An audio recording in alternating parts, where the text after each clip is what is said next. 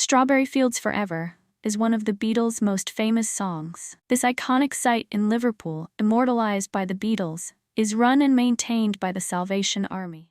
When John Lennon was growing up in Liverpool, Strawberry Field was a Salvation Army children's home near the house where he lived with his Aunt Mimi. For John, Strawberry Field was a place of refuge in his troubled childhood. He and his friends would often climb the wall and play on the grounds of Strawberry Field.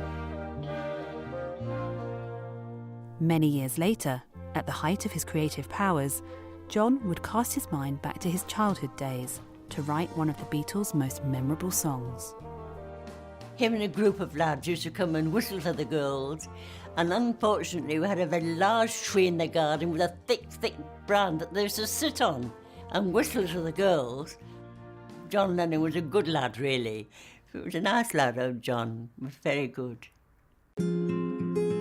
Strawberry Field opened in 1935 as a home for girls.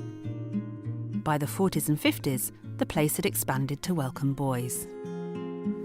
Throughout the decades, Strawberry Field continued its mission, adapting to the changing times.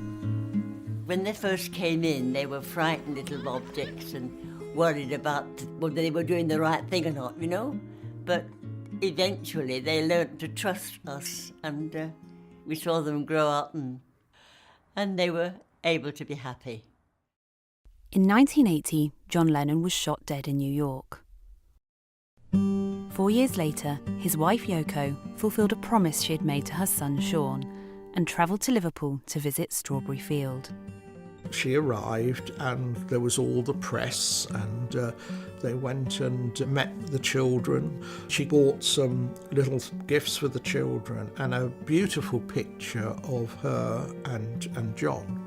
And it was just a lovely time, you know, together. And following her visits, she made donation as well. She was very generous, very generous. By 2005, residential homes were no longer deemed the best place to care for vulnerable children, and Strawberry Field was closed.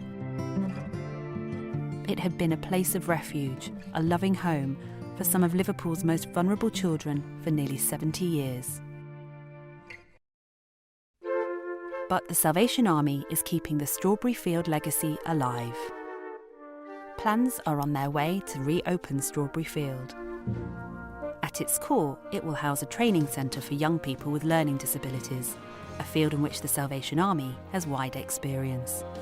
A visitors centre will include exhibitions with stories from Strawberry Field, its influence on young John Lennon, and the origins of the famous song. I'm really quite excited, and I hope that Strawberry Field will continue the caring ministry that it has done since 1935. Strawberry Field became a legend, which the Salvation Army will continue to cherish and celebrate. Your contribution will help us to maintain the legacy of Strawberry Field and keep its famous gates open.